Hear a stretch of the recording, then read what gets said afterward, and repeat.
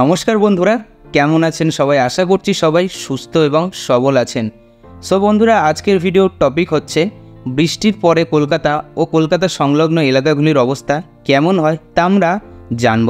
আর আমরা আরও জানব যে বৃষ্টি ঠিক আর কতদিন হবে সেটাও আমরা আজকের ভিডিওতে জানব।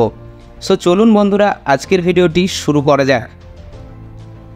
কিছুদিন যাবৎ যে হারে লাগাতার বৃষ্টি হয়ে চলেছে তার ফলে কলকাতা সহ আরও বেশ কিছু শহর বেশ বিপাকে পড়েছে। তার কারণ বৃষ্টিতে জমা জলে শহরতলির বেশ কিছু অংশ জলে ভাসছে। জমা জলের প্রভাবে রাস্তাঘাটগুলি সব ডুবে গিয়েছে।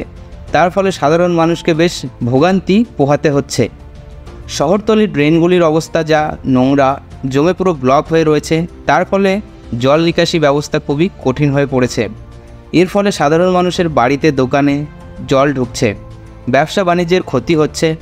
তো চলুন দর্শক বন্ধুরা, এবার জানা যাক কেন এই জল জমছে শহর অঞ্চলে।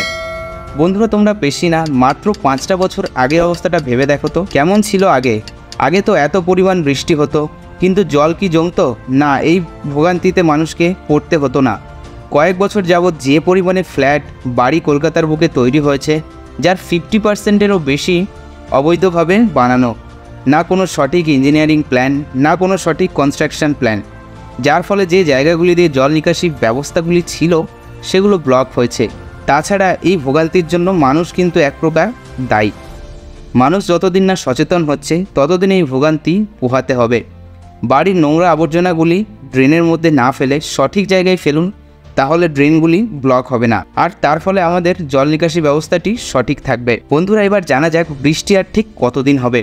আবহাওয়া দপ্তর যা জানাচ্ছে সেই অনুযায়ী মোটামুটি বৃষ্টি আরও বেশ কিছুদিন চলতে পারে।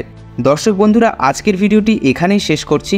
ভিডিওটি কেমন লাগলো কমেন্ট করে অবশ্যই জানাবেন। তো চলুন, আপনাদের সাথে দেখা হচ্ছে অন্য একটি ভিডিওতে। আজকের মতো ধন্যবাদ।